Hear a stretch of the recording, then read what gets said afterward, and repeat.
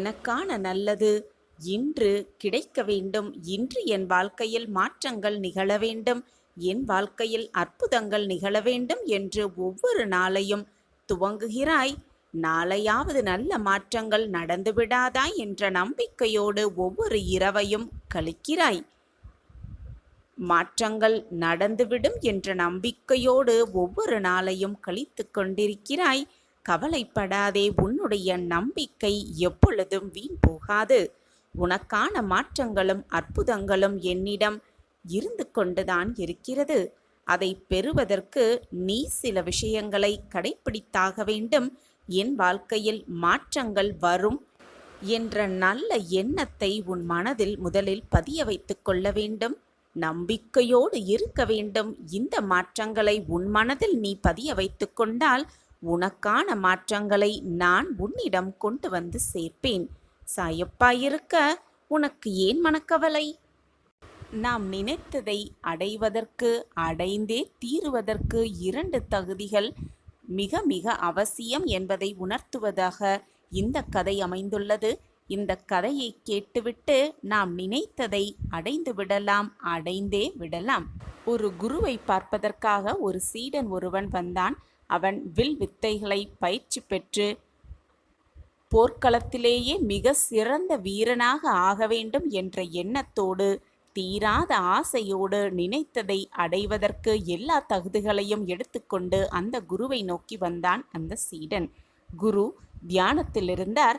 அவரை தியானத்திலிருந்து கலைக்காமல் அவர் தியானம் முழுமை பெற்று அவர் கண் திறக்கும் பொழுது அவரிடம் பேசலாம் என்று மௌனமாக அவர் அருகில் வந்து நின்றான் அந்த இளைஞன்.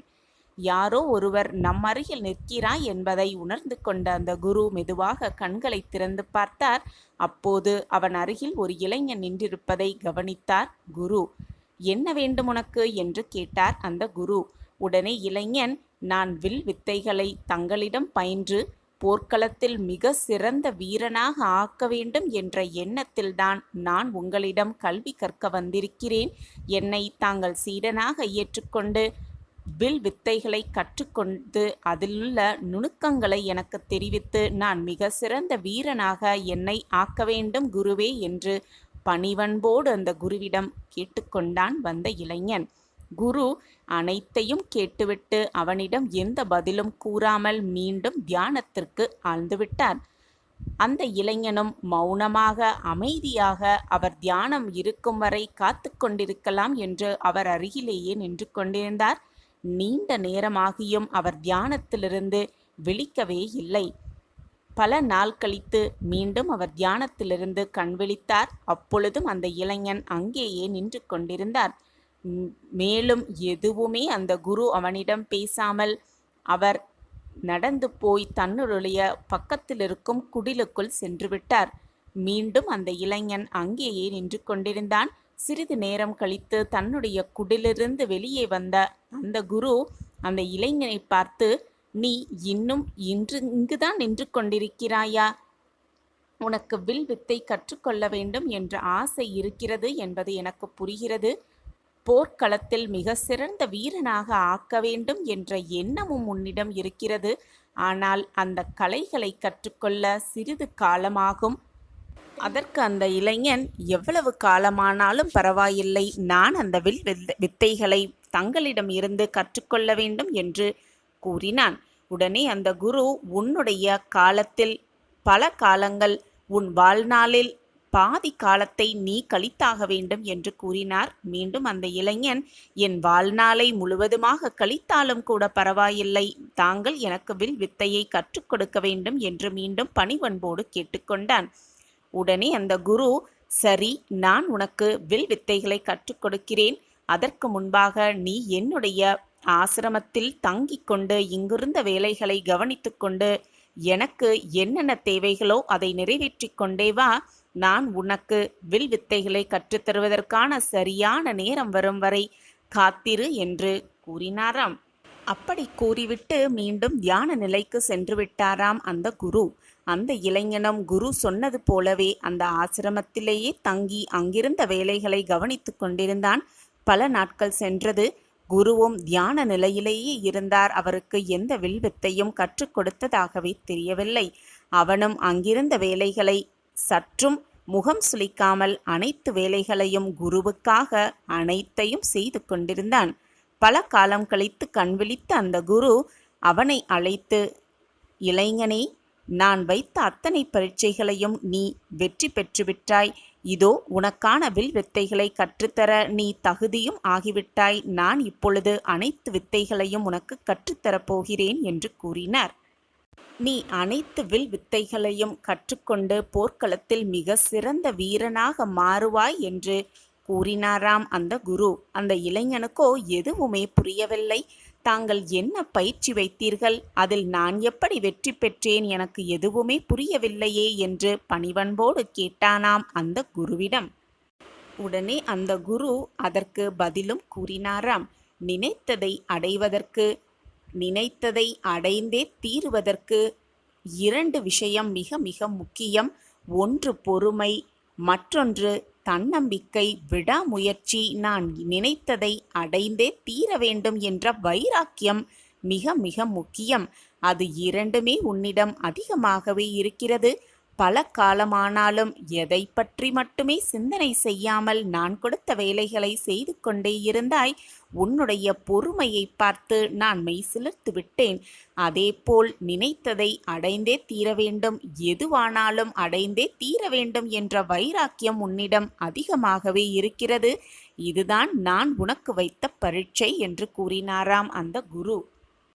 உன்னுடைய வைராக்கியத்தை சோதிப்பதற்காகத்தான் உன் வாழ்நாளில் பல காலம் இந்த வில் வித்தையை கற்றுக்கொள்ள நீ செலவு செய்ய வேண்டும் என்று நான் கூறினேன். ஆனால் நீயோ என் வாழ்நாளையே நான் இங்கேயே கழித்தாலும் பரவாயில்லை, வில் வித்தையை கற்றுக்கொண்டே ஆக வேண்டும் என்ற வைராக்கியத்தோடு இருந்தாய். உன்னுடைய பொறுமையை சோதிப்பதற்காக நீ முதல் நாள் என்னை பார்க்க வந்தபோது நீ என்னிடம் கோரிக்கையை வைத்தும் உடனே நான் பதிலளிக்காமல் மௌனமாக தியானத்திற்கு சென்று விட்டேன்.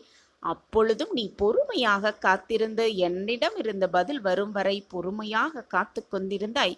உன்னுடைய வைராக்கியத்தையும் பொறுமையையும் பார்ப்பதற்கு நான் வைத்த பயிற்சிதான் இந்த பயிற்சி.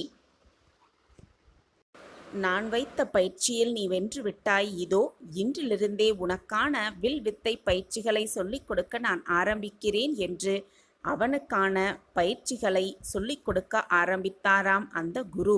அவனும் சந்தோஷமாக ஆனந்தமாக அதை கற்றுக்கொண்ட முடிவெடுத்து விட்டானாம். நாமும் நாம் நினைத்ததை அடைய வேண்டுமென்றால் நாம் நினைப்பதற்கு என்ன நோக்கம் இருக்க வேண்டுமோ அந்த நோக்கத்தை தெளிவாக வைத்து கொள்ள வேண்டும். அதில் மிக மிக முக்கியம் பொறுமையாக இருக்க வேண்டியதுதான். மிக மிக அதிகமாகவே முக்கியமாக இருக்க வேண்டியது வைராக்கியத்தோடு அதை அடைந்தே தீர வேண்டும் என்ற விடாமுயற்சியோடு போராடிக்கொண்டே இருப்பதுதான். இப்படி இருந்தால் நாம் நினைத்ததை சர்வ நிச்சயமாக அடையலாம். அந்த இறைவனே நமக்கு துணையாக இருப்பார். அந்த பிரபஞ்சமே நமக்கு துணையாக இருக்கும். நினைத்ததை அடைவதற்கு பொறுமையோடு வைராக்கியத்தோடு இருந்தால் நினைத்ததற்கு மேலாக எல்லாம் சுபமாக நடக்கும்படி அந்த இறைவனே நமக்கு அருள் புரிவார். சாயப்பாயிருக்க நமக்கு ஏன் மனக்கவலை?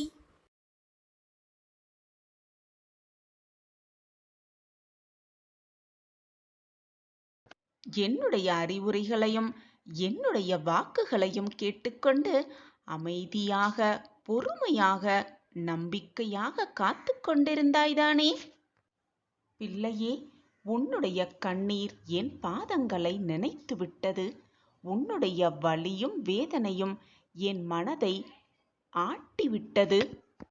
என்னுடைய பாதத்தில் சரணடைந்து நீ வைத்த வேண்டுதல்களும் உன்னுடைய பிரார்த்தனையும் நிறைவேறப் போகிறது.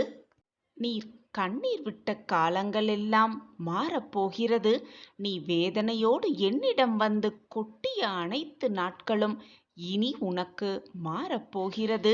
உன் கண்ணீரெல்லாம் ஆனந்த கண்ணீராக மாறும் நேரம் உன்னை நெருங்கிவிட்டது.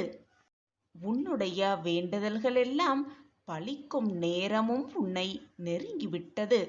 இனி நீ வெற்றியடைவதற்கான வாய்ப்பு மட்டுமே உன் முன்னால் காத்து கொண்டிருக்கிறது. அந்த வாய்ப்பை மிக சரியாக பயன்படுத்திக்கொள். வாழ்க்கையில் வெற்றி என்னும் இலக்கை மிக சுலபமாக எட்டி பிடித்தே விடலாம்.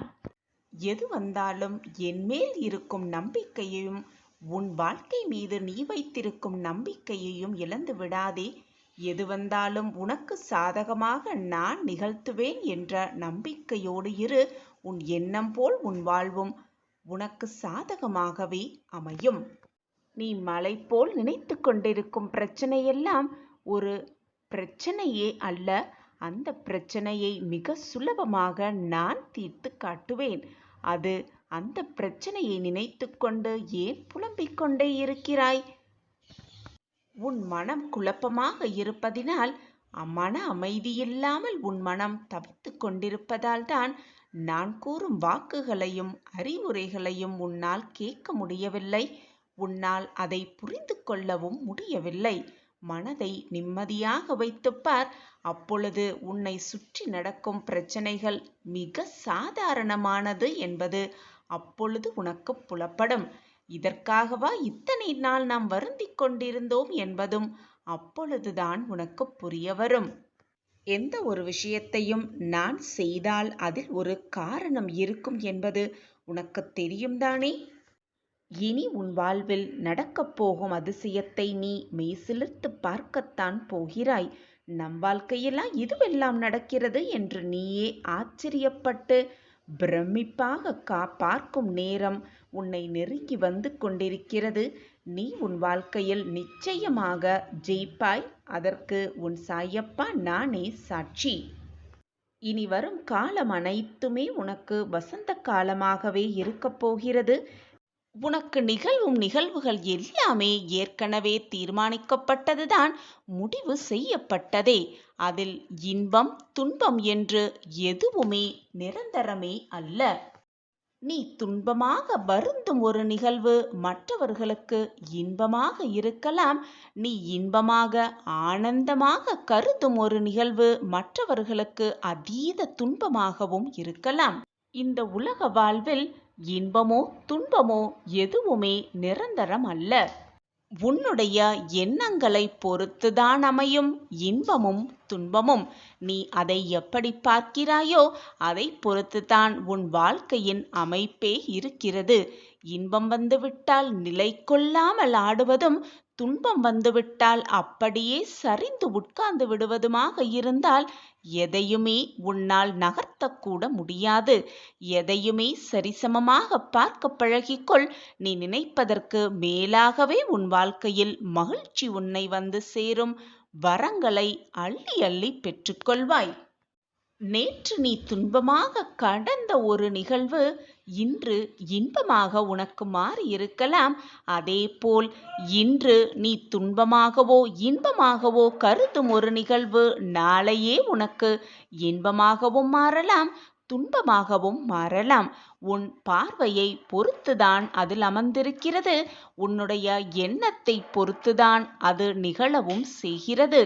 காலம் அதற்கான மாற்றத்தை கொண்டு வந்து கொண்டுதான் இருக்கும்.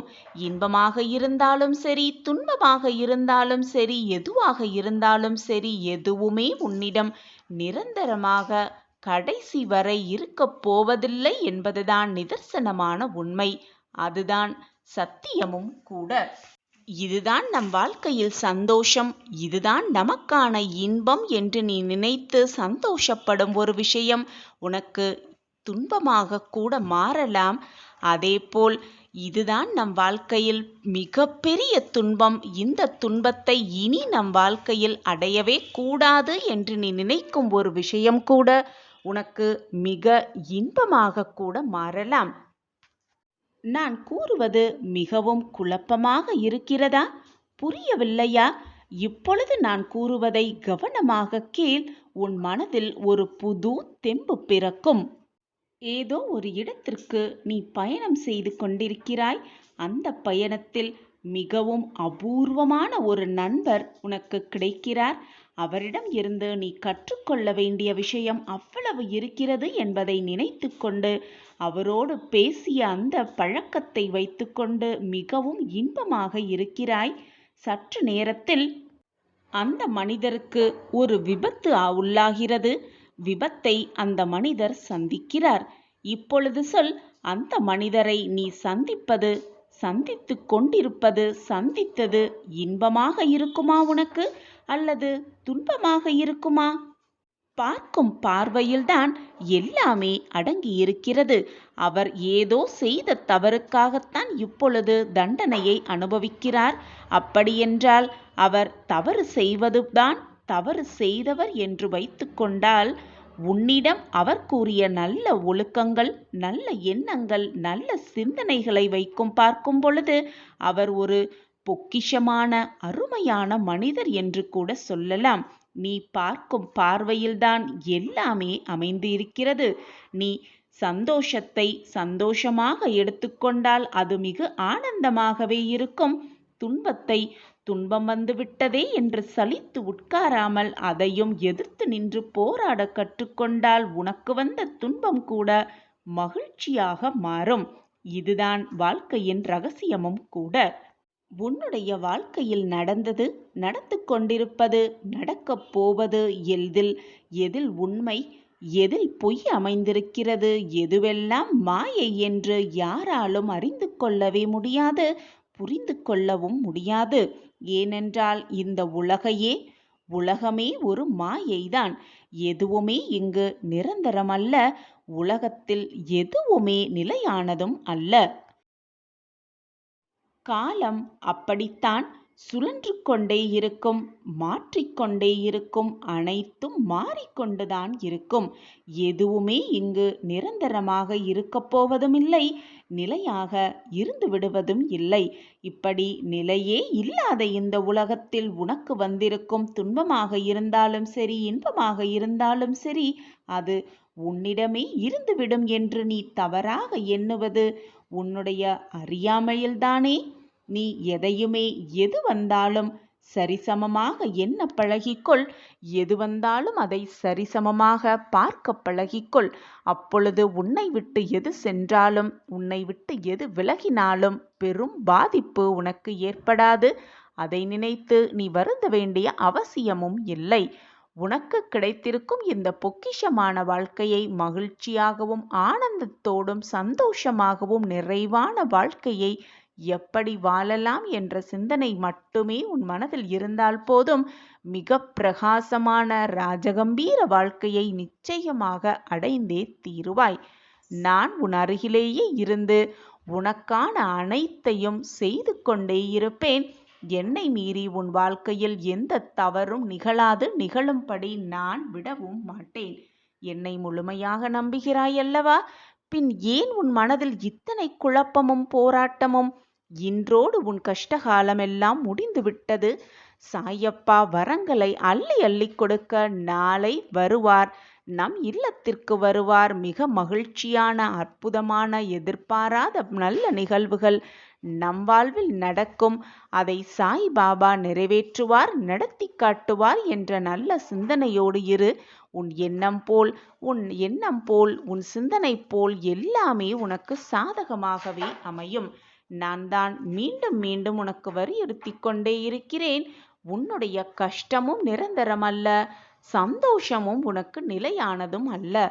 இரண்டும் மாறி மாறி மாறிக்கொண்டேதான் இருக்கும். நிரந்தரமே இல்லாத இந்த உலகத்தில், உன்னுடைய உயிரே நிரந்தரமில்லாத இந்த உலகத்தில் எது உன்னிடம் நிரந்தரமாக இருந்துவிடப் போகிறது? நீ அனுபவிக்க வேண்டியதை நீ அனுபவித்துதான் ஆக வேண்டும். எதற்குமே பதற்றப்படாதே, பயப்படாதே. நான் உன்னோடுதான் இருக்கிறேன். பதற்றப்படாமல் நீ உன் கடமையை செய்து கொண்டே இரு. உனக்கான அந்த நல்ல நாள் நிச்சயமாக உன்னை தேடி வரும். எப்பொழுதுமே உனக்கு இருக்கும் பிரச்சனைகளை நினைத்து கொண்டு அந்த பிரச்சனையினால் நம் வாழ்க்கை என்னாகுமோ ஏதாகுமோ, இப்படி மாறிவிடுமோ அப்படி மாறிவிடுமோ என்று எதிர்மறையாக சிந்தித்து சிந்தித்து உன் மனதை போட்டு காயப்படுத்தி கொண்டு நீயே வேதனைப்பட்டு கொண்டே இருக்காதே. அதிகமாய் கவலைப்பட்டு கொண்டிருக்கும் ஒரு விஷயத்தில் நல்ல தீர்வை நான் உனக்கு கொடுப்பேன் என்ற நம்பிக்கையோடு இரு. நீ கனவென்று நினைத்த உன் வாழ்க்கை நிஜமாக போகும் நேரம் வந்துவிட்டது. உன் அப்பாவாக அம்மாவாக உன்னை என் விழிகளுக்குள்ளும் மனதிற்குள்ளும் வைத்து பாதுகாப்பேன். என் பிரியமான குழந்தை அல்லவா நீ? உனக்கான விடியல் கூடிய விரைவில் பிறக்க உள்ளது. அதற்கான வேலைகளை நான் செய்ய ஆரம்பித்து விட்டேன். உனக்கான அந்த அதிர்ஷ்டம் வரும் நேரம் வந்துவிட்டது. நீ அனுபவிக்க வேண்டியது அனுபவித்துதான் ஆக வேண்டும். உன் கஷ்டத்தை மற்றவர்கள் ஏற்கவே முடியாது. மற்றவர்களின் கஷ்டத்தை நீயும் அனுபவிக்க முடியாது. இதுமே உனக்கு இருக்கும் பிரச்சனைகளை நினைத்து கொண்டு அந்த பிரச்சனையினால் நம் வாழ்க்கை என்னாகுமோ ஏதாகுமோ, இப்படி மாறிவிடுமோ அப்படி மாறிவிடுமோ என்று எதிர்மறையாக சிந்தித்து சிந்தித்து உன் மனதை போட்டு காயப்படுத்தி கொண்டு நீயே வேதனைப்பட்டு கொண்டே இருக்காதே. அதிகமாய் கவலைப்பட்டு கொண்டிருக்கும் ஒரு விஷயத்தில் நல்ல தீர்வை நான் உனக்கு கொடுப்பேன் என்ற நம்பிக்கையோடு இரு. காரணமே இல்லாமல் எதற்காக கவலைப்பட்டு கொண்டே இருக்கிறாய்? நீ இதுவரை எதையுமே இழந்துவிடவும் இல்லை, எதையும் இழந்து விடவும் மாட்டாய் என்பதை எத்தனை முறைதான் நான் உனக்கு சொல்லிக் கொண்டே இருப்பது? என்னுடைய வார்த்தைகள் மீது நம்பிக்கை வைப்பாயா வைக்க மாட்டாயா? எப்பொழுதுமே சாயி சாயி என்று சொல்லிக் கொண்டே இருக்கிறாய். ஆனால் என் பிள்ளையாக இருக்க வேண்டிய நீ எப்படி இருக்க வேண்டும் என்பதை மறந்துவிட்டு எப்பொழுதுமே கவலைகளோடு புலம்பிக் கொண்டே இருக்கிறாய்.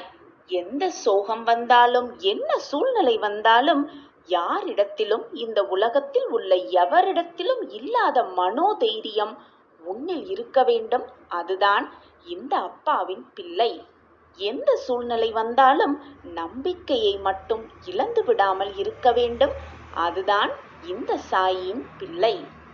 எது உன் வாழ்வில் நடந்தாலும் என்னுடன் இருப்பது என் சாயி தேவா என்ற பெருமை உன் மனதில் இருக்க வேண்டும். வாழ்க்கையை பறிபோகிவிடும் சூழ்நிலை வந்தாலும் என் சாயி அப்பா எனக்காக இருக்கிறார், எதையும் பார்த்து கொள்வார் என்ற இருமாப்பு இருக்க வேண்டும். அதுதான் சாயியின் பிள்ளை. உன்னுடைய மனதை வேதனைப்படுத்தும் கவலைப்படுத்தும் எந்த ஒரு சூழ்நிலையோ பிரச்சனை நடந்தாலும் இதுவும் கடந்து போகும், நடப்பது எல்லாம் என் வாழ்க்கையின் நன்மைக்காகவே என்று எடுத்துவிட்டு தைரியமாக நடக்க வேண்டும். அதுதான் சாயியின் பிள்ளை. கண்மணியே, குழம்பாதே. எதுவும் உன்னை விட்டு போகாது. எது நடந்தாலும் எனக்காக ஒரு வாழ்க்கை காத்திருக்கிறது.